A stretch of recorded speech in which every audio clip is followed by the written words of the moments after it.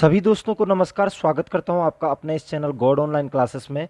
दोस्तों, जैसा कि हम उत्तराखंड शिक्षक पात्रता परीक्षा की तैयारी कर रहे हैं और 30 सितंबर को लगभग इसका होने वाला पेपर है। तो दोस्तों, हिंदी भाषा के शिक्षण शास्त्र के अंतर्गत इससे पहले मैं 3 वीडियो बना चुका हूं। ये मेरी चौथी वीडियो है और लगभग मैं उन्हीं प्रश्नों पर फोकस करता हूं जो परीक्षाओं में पूछे जाते हैं या जिनकी पूछे जाने की पूरी पूरी संभावनाएं हैं दोस्तों। तो आज की इस वीडियो में आगे बढ़ने से पहले आप लोगों से एक छोटा सा अनुरोध रहेगा दोस्तों कि अगर आपने अभी तक चैनल को सब्सक्राइब नहीं किया है तो चैनल को जरूर सब्सक्राइब कर लीजिएगा। इसके साथ साथ सीडीपी की 10 वीडियोस लगभग बन चुकी हैं और सामाजिक अध्ययन का शिक्षण शास्त्र की भी 10 वीडियोस बन चुकी हैं। तो आप चैनल पेज पर जाकर के प्लेलिस्ट में जाकर के उन्हें भी देख सकते हैं। तो आज के वीडियो में बढ़ते हैं आगे। पहला क्वेश्चन देखते हैं दोस्तों। यहाँ पर है, पठन कौशल के विकास के लिए कौन सी विधि अक्षरबोध प्रणाली के विपरीत है। आपको पता होनी चाहिए दोस्तों, जो अक्षरबोध प्रणाली होती है, अक्षरबोध प्रणाली में क्या किया जाता है कि सबसे पहले अक्षर सिखाए यानी कि वर्ण सिखाए जाते हैं बच्चों को। उसके बाद वर्ण से अक्षर बनाए जाएंगे। ठीक है, ठीक है। और अक्षर के बाद शब्द बनाए जाते हैं। ठीक है, तो ये एक होता है सिखाने की विधि जिसको कि हम वर्तमान में भी आजकल भी प्रयोग में लाते हैं। लेकिन ये अक्षरबोध प्रणाली के विपरीत कौन सी दिशा होगी, कौन सी प्रणाली होती है? तो यहाँ पर है शब्द शिक्षण प्रणाली, ध्वनि साम्य विधि, साहचर्य विधि, वाक्य शिक्षण विधि। तो मैं आपको सीधा डायरेक्ट आंसर पे ले जाता हूँ। अक्षरबोध प्रणाली का जो विपरीत होता है वो वाक्य शिक्षण विधि होती है दोस्तों। वाक्य शिक्षण विधि में यह माना जाता है कि बच्चे की नज़र पहले संपूर्ण वाक्य पे पड़ती है और उसी के आधार पर उसको शिक्षण कराया जाना चाहिए। तो वाक्य शिक्षण विधि में इसका जस्ट उल्टा हो जाता है कि ये कह सकते हैं हम आपकी सबसे पहले वाक्य बनेगा। ठीक है, उसके बाद वाक्य टूटता है दोस्तों। ठीक है, वाक्य टूटेगा शब्दों में। ठीक है, और शब्दों को तोड़ा जाता है फिर अक्षरों में। ठीक है, यानी कि वर्ण में। तो जस्ट अपोजिट हो जाता है। तो अक्षरबोध प्रणाली का जो अपोजिट होगा वो वाक्य शिक्षण विधि होगी। अन्य भी यहाँ पर ऑप्शन है दोस्तों, इन पर मैं चर्चा आगे करता रहूंगा आप लोगों के साथ क्वेश्चन में आगे बढ़ने के साथ साथ। तो अभी आप याद रखेंगे अक्षरबोध प्रणाली के विपरीत कौन सी होगी, वाक्य शिक्षण विधि भी एक होती है दोस्तों। ठीक है, नेक्स्ट क्वेश्चन पे चलेंगे दोस्तों। मातृभाषा तथा लक्ष्य भाषा में बहुत थोड़ा अंतर होने पर लक्ष्य भाषा शिक्षण की कौन सी विधि अपनाई जाती है? तो लक्ष्य भाषा शिक्षण की कौन सी विधि अपनाई जाती है अगर हम मातृभाषा से हटकर कोई लक्ष्य भाषा, यानी कि जैसे हमने स्कूल में कोई जैसे हिंदी मातृभाषा है और अंग्रेजी सिखानी है तो अंग्रेजी एक लक्ष्य भाषा हो जाएगी। ठीक है, तो लक्ष्य भाषा सिखाने के लिए कौन सी विधि अपनाएंगे? तो यहाँ पर एक ऑप्शन है दोस्तों व्याकरण विधि, दूसरा है दोस्तों आपका अनुवाद विधि, तीसरा है व्यास विधि या प्रत्यक्ष विधि। ठीक है, तो व्याकरण विधि वो होती है दोस्तों जिसमें क्या होता है, जिसमें हम व्याकरण के नियमों का पालन करते हुए भाषा सिखाते हैं। अनुवाद विधि वो होती है जब शिक्षक अनुवाद करके हिंदी से इंग्लिश, इंग्लिश से हिंदी समझने के लिए बोल रहा हूँ मैं, तो वो आपकी अनुवाद विधि। व्यास विधि क्या होती है? व्याख्यान विधि होती है, जैसे गद्य या पद्य को पढ़ करके उसकी व्याख्या की जाए और उसके बाद भाषा शिक्षण हो रहा है। लेकिन प्रत्यक्ष विधि वो होती है दोस्तों जिसमें बिना व्याकरण के नियमों को ध्यान में रखते हुए भाषा सिखाई जाती है। ठीक है, और भाषा हमेशा बिना व्याकरण के नियमों के आधार पर सीखने को ही ज़्यादा अच्छा माना जाता है, क्योंकि जब बच्चा भाषा सीखता है तो उस समय उसको व्याकरण के नियमों का कुछ पता नहीं होता है। इसलिए हम ये कह सकते हैं कि लक्ष्य भाषा शिक्षण की कौन सी विधि अपनाई जाती है? तो लक्ष्य भाषा शिक्षण की सबसे अच्छी विधि होती है प्रत्यक्ष विधि, याद रखें। और इस प्रत्यक्ष विधि को प्राकृतिक विधि भी कहा जाता है दोस्तों। ठीक है, तो याद रखेंगे आप लोग कि लक्ष्य भाषा शिक्षण की जो विधि होती है वो प्रत्यक्ष विधि होती है और इसमें बिना व्याकरण के नियमों को ध्यान में रखे हुए क्या किया जाता है? शिक्षण किया जाता है। नेक्स्ट क्वेश्चन पे चलेंगे दोस्तों। एक शिक्षिका पहले बच्चों को संज्ञा की परिभाषा से अवगत कराती है, तत्पश्चात उन्हें संज्ञा के उदाहरण प्रस्तुत करती है। यह व्याकरण शिक्षण की कौन सी विधि अपना रही है? ठीक है, तो यहाँ पर ऑप्शन है सूत्र विधि, आगमन विधि, निगमन विधि या प्रत्यक्ष विधि। तो ये बहुत सारी विधियां आपने सुनी है दोस्तों। यहाँ पर इसका जो आंसर हो जाएगा कि पहले परिभाषा बता रही है और उसके बाद उदाहरण प्रस्तुत कर रही है, यानी कि पहले नियम बताए जा रहे हैं और उसके बाद उसके उदाहरण प्रस्तुत किए जा रहे हैं। तो नियम से बनेगा निगमन दोस्तों, याद रखिएगा, बहुत कंफ्यूज करते हैं क्वेश्चन। इसलिए नियम यानी कि संज्ञा की परिभाषा यानी कि संज्ञा का नियम बताया और उसके बाद उसके उदाहरण प्रस्तुत किए, तो ये चीज़ आपकी आ जाएगी निगमन विधि में। और अगर पहले उदाहरण प्रस्तुत किया जाता और फिर उसके बाद परिभाषा बताई जाती है, तो वो आगमन विधि हो जाती है दोस्तों। तो निगमन विधि होती है दोस्तों, और व्याकरण की सर्वप्रचलित विधि भी है, व्याकरण शिक्षण की सर्वप्रचलित विधि भी है निगमन विधि दोस्तों, याद रखेंगे आप लोग। यद्यपि ये सारी विधियां हिंदी शिक्षण में कार्य करती हैं, लेकिन सबसे उपयुक्त विधि मानी जाती है निगमन विधि। और निगमन विधि में पहले नियम बताए जाते हैं और उसके बाद उन्हें उदाहरणों के द्वारा समझाया जाता है। तो नियम निगमन याद रखेंगे। नेक्स्ट क्वेश्चन पे चलेंगे दोस्तों। भाषा के माध्यम से भाषा सीखने का अर्थ है।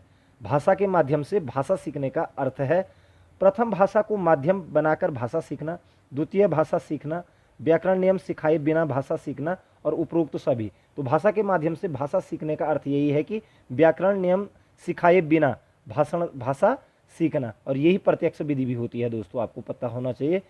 बिना व्याकरण के नियमों के द्वारा भाषा सिखाने पर हमेशा जोर दिया जाना चाहिए। ठीक है, तो ये प्रत्यक्ष विधि भी कहलाती है, बिना व्याकरण के नियमों के भाषा सीखना। ठीक है, तो भाषा के माध्यम से भाषा सीखने का अर्थ भी क्या होता है, यानी कि मातृभाषा से लक्ष्य भाषा की ओर हम कैसे जाते हैं, बिना व्याकरण के नियम के भाषा सीखने की विधि, यानी कि प्रत्यक्ष विधि भी कहलाती है वो, उसके द्वारा हम भाषा सीखते हैं। तो आई होप आपको समझ आ गया होगा, और अगर आपको समझ आ रही है दोस्तों तो आप ज़रूर लाइक कीजिएगा वीडियो को। नेक्स्ट क्वेश्चन पे चलते हैं दोस्तों। किस विधि में बिना मातृभाषा को माध्यम बनाए भाषा सीखी जाती है? तो मातृभाषा को माध्यम नहीं बनाते हुए भाषा सीखी किस विधि में जाती है? तो यहाँ पर बहुत सारे ऑप्शन है, प्रत्यक्ष विधि, व्याकरण विधि, व्याकरण अनुवाद विधि या समवाय विधि। ठीक है, तो इसका आंसर क्या हो जाएगा, प्रत्यक्ष विधि। ठीक है, मातृभाषा को अगर हम मध्यस्थ बनाएंगे तो दूसरी भाषा सीख रहे हैं हम, तो इसका मतलब हम बिना व्याकरण के नियमों का क्या कर रहे हैं, ठीक है, भाषा सीख रहे हैं, तो ये क्या हो जाएगी, प्रत्यक्ष विधि कहलाएगी। नेक्स्ट क्वेश्चन पे चलेंगे दोस्तों। कार्ड पर लिखे शब्दों को चित्रों के साथ मिलान करने का कार्य किया जाता है। यानी कि ये कह रहा है कि कोई कार्ड है और यहाँ पर हमने एक पक्षी बना दिया है दोस्तों इस तरीके से। ठीक है, और खैर पक्षी जैसा नहीं बना, चलो कोई जानवर बन गया है, हमने इसको नीचे लिख दिया गाय। ठीक है, तो ये यही कह रहा है कि कार्ड पर लिखे शब्दों का चित्रों के साथ मिलान करने का कार्य किया जाता है किस विधि में। ठीक है, तो ऑप्शन है यहाँ पर सहचार्य विधि, वाचन विधि, कहानी विधि या ध्वनि साम्य विधि। तो यहाँ पर याद रखना दोस्तों, ये विधि हो जाती है जहाँ पर पहले चित्र बने होते हैं और नीचे से उसका नाम लिखा रहता है। इस विधि को कहा जाता है सहचार्य विधि। और इस सहचार्य विधि का जो उत्पादन, या ये कह सकते हैं कि जो दिया था, इसका नियम जो दिया था सहचार्य विधि का, वो मोंटेसरी ने दिया था। मोंटेसरी विधि भी कहा जाता है सहचार्य विधि को। ठीक है, और इसमें क्या किया जाता है कि चित्रों के माध्यम से शब्दों को मेल किया जाता है दोस्तों। ठीक है, यह आपने कई बार देखा होगा, छोटे बच्चों की एक साइड को चित्र बने होते हैं और दूसरी तरफ को अक्षर लिखे रहते हैं, क गो इस तरीके से, और मैच कराने के लिए दिया जाता है। तो ये एक प्रकार की सहचार्य विधि है। ठीक है, और इसे मोंटेसरी विधि भी कहा जाता है दोस्तों, तो याद रखेंगे। नेक्स्ट क्वेश्चन पे चलेंगे। जिसे जीता ना जा सके, अब थोड़ा व्याकरण पे, अब शिक्षण शास्त्र से हटके थोड़ा व्याकरण की ओर बढ़ते हैं दोस्तों, क्योंकि व्याकरण के भी कुछ क्वेश्चन वहाँ पर आते हैं और यहाँ पर जो मैं आपके सामने लाया हूँ वो इंपॉर्टेंट होंगे। तो जिसे जीता ना जा सके के लिए एक शब्द होगा। ठीक है, वन वर्ड सब्स्टिट्यूशन होता है ये, कि जिसे जीता ना जा सके उसे क्या कहा जाता है। तो यहाँ पर ऑप्शन है विजित, अज्ञेय, दुर्जेय या अजेय। तो आपको पता होना चाहिए, जिसे जीता ना जा सके उसके लिए एक शब्द होता है अजेय। अजेय मतलब जिसे कभी जीता ना जा सके दोस्तों। ठीक है, नेक्स्ट क्वेश्चन पे चलते हैं। निस्वार्थ का सही शब्द होगा, यानी कि सही संधि विच्छेद होगा। यहाँ पर ऑप्शन है निधन स्वार्थ, निस्वधन अर्थ, निधन सुधन अर्थ या निधन स्वार्थ। तो पहला स्टार्टिंग का ही सबसे इक्वल लग रहा है, निधन स्वार्थ। और जहाँ पर ये दो विसर्ग लग जाते हैं दोस्तों, उसे हम क्या कहते हैं, विसर्ग संधि कहते हैं। तो या तो इसका क्या पूछ लिया जाता है कई बार निस्वार्थ का, कि संधि विच्छेद कीजिए तो निधन स्वार्थ हो जाएगा, या सीधा लिख देगा कि निस्वार्थ में कौन सी संधि होती है, तो आप कहेंगे विसर्ग संधि, आप याद रखेंगे दोस्तों। ठीक है, नेक्स्ट क्वेश्चन पे चल देंगे दोस्तों। पद्मावत नामक साहित्यिक कृति की रचनाकार कौन है, यानी कि पद्मावत किसने लिखी है, बहुत बार पूछा जाता है ये। तो यहाँ पर है पद्माकर ने, भूषण ने, जायसी ने या मंझन ने। तो दोस्तों पद्मावत की रचना जो की थी वो की थी मलिक मोहम्मद जायसी। यहाँ पर छोटा नाम दे रखा है उसका, मलिक मोहम्मद जायसी। और मलिक मोहम्मद जायसी आपको पता होना चाहिए शेरशाह सूरी के दरबारी भी रहे हैं। तो पद्मावत की रचना किसने की है, जायसी ने की है दोस्तों, याद रखेंगे। नेक्स्ट क्वेश्चन पे चलेंगे। कोई शब्द जब तक किसी वाक्य का अंग नहीं बन जाता तब तक शब्द रहता है। सब जब वह वाक्य में प्रयुक्त हो जाता है तो उसे क्या कहा जाता है। जैसे अगर मैंने कहा बैग, ये मैंने बैग लिखा, तो ये अभी क्या है दोस्तों, एक क्या है, ये एक शब्द है, ठीक है। लेकिन जब ये किसी वाक्य में प्रयुक्त होगा कि मैंने लिखा मेरा बैग कहाँ है, मेरा बैग कहाँ है, अब ये क्या वाक्य में प्रयुक्त हो गया, ठीक है। मेरा बैग कहाँ है, अब बैग अगर बैग था तब तक ये क्या था, शब्द था। लेकिन मेरा बैग कहाँ है, अब ये बैग ये शब्द नहीं रहा बल्कि क्या रह गया है, तो इसे क्या कहते होंगे, वाक्य। वाक्य तो ऑलरेडी है वो पहले से ही, संयुक्त शब्द, पद या संयुक्त वाक्य। तो दोस्तों जब कोई शब्द वाक्य का अंग बन जाता है तो उस शब्द को पद कहा जाता है, याद रखेंगे आप लोग, क्या कहा जाता है, उसे पद कहा जाता है। तो ये चीज़ आपको क्लियर हो चुकी होगी। नेक्स्ट क्वेश्चन पे चलते हैं दोस्तों। आड़े हाथों लेना मुहावरे का अर्थ है। तो आड़े हाथ लेना यानी कि एकदम से पकड़ में आ गया कोई और उसको हमने बहुत बुरी तरीके से सब कुछ सुना दिया। तो यहाँ पर आड़े हाथ लेना मुहावरे का अर्थ हो जाएगा खरी खोटी सुनाना, मारपीट करना, झगड़ा करना या मुसीबत पैदा करना। तो आड़े हाथ लेना मुहावरे का जो अर्थ होता है दोस्तों वो होता है खरी खोटी सुनाना, ठीक है। ये चीज़ आप क्लियर रख लेंगे। नेक्स्ट क्वेश्चन पे चलेंगे दोस्तों। बहुत बुद्धिमान व्यक्ति के लिए उचित मुहावरा है। बहुत बुद्धिमान हम बोलते हैं, बहुत बुद्धिमान है ये, तो इसके लिए एक उचित मुहावरा क्या होगा, अक्ल का पुतला, अक्ल का भी गुरु, अक्ल का दुश्मन या महागुरु। तो बहुत बुद्धिमान व्यक्ति के लिए एक उचित जो मुहावरा होता है वो होता है दोस्तों अक्ल का पुतला। अक्ल का पुतला अगर आपको कोई कह रहा है, इट मीन्स वो आपको क्या कह रहा है कि आप बहुत बुद्धिमान हो दोस्तों। तो अक्ल का पुतला याद रखेंगे, बहुत बुद्धिमान के लिए प्रयुक्त किया जाता है ये उदाहरण। नेक्स्ट क्वेश्चन पे चलते हैं दोस्तों।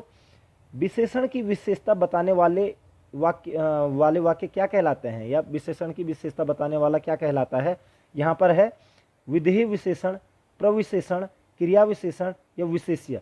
तो दोस्तों विशेषण की जो विशेषता बताते हैं, संज्ञा और सर्वनाम की जो विशेषता बताते हैं उसे विशेषण कहते हैं। लेकिन विशेषण की भी विशेषता बताने वाले जो होते हैं उन्हें प्रविशेषण कहते हैं, याद रखेंगे आप लोग। प्रविशेषण, प्रविशेषण कहा जाता है विशेषण की विशेषता बताने वाले। नेक्स्ट क्वेश्चन पे चलेंगे दोस्तों। कौन से शब्द में विसर्ग संधि है। तो विसर्ग संधि कौन से, तो सन्मार्ग, तो ये क्या हो जाएगा दोस्तों, सन्मार्ग। उसके बाद यहाँ पर सुरेंद्र, निराधार या हितैषी, ठीक है। यहाँ पर सन्मार्ग में क्या कौन सा इसका अगर हम संधि विच्छेद करेंगे तो क्या हो जाएगा, ये सतधन मार्ग हो जाएगा दोस्तों, ये सतधन मार्ग, ठीक है, सतधन मार्ग। सुरेंद्र का करेंगे सुरधन इंद्र, सुरधन इंद्र, ठीक है। उसके बाद निराधार का करेंगे निधन, निधन आधार, ठीक है दोस्तों, निधन आधार। और हितैषी का करेंगे तो हित धन, हित धन ऐसी, ऐसी, ठीक है। तो ये इनके क्या हो गए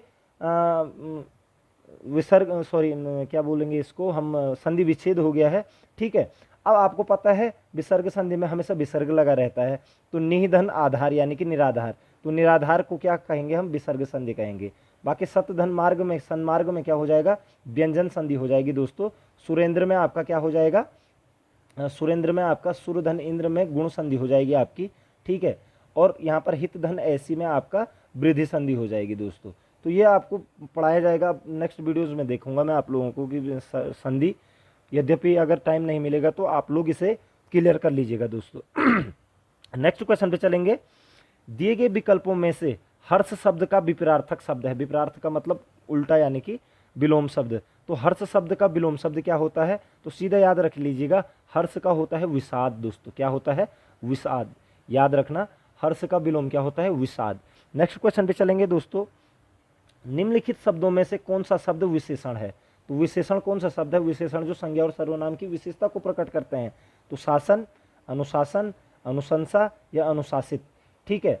तो यहाँ पर जो शब्द आ रखा है अनुशासित, मैं कह रहा हूँ कि राम बड़ा अनुशासित लड़का है। तो अनुशासित क्या है, विशेषता बता रहा है, ठीक है। लड़का तो है लेकिन उसकी विशेषता क्या, अनुशासित, ठीक है। तो अनुशासित क्या हो जाएगा आपका यहाँ पर, विशेषण हो जाएगा दोस्तों। नेक्स्ट क्वेश्चन पे चलेंगे। कौन सी विसर्ग संधि नहीं है, विसर्ग संधि कौन सी नहीं है।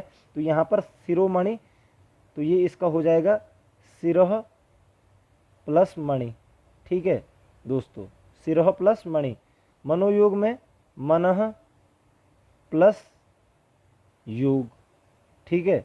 उसके बाद संतोष में सम, धन, तोष, ठीक है दोस्तों। और आपका बहिष्कार में बही, बही, धन,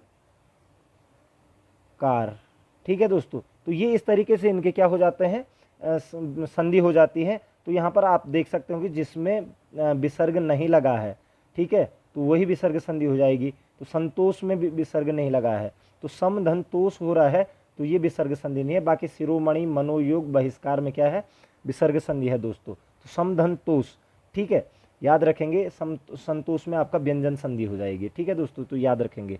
नेक्स्ट क्वेश्चन पे चलेंगे दोस्तों। बीजक किसकी रचनाओं का संग्रह है? तो बीजक किसकी रचनाओं का संग्रह है?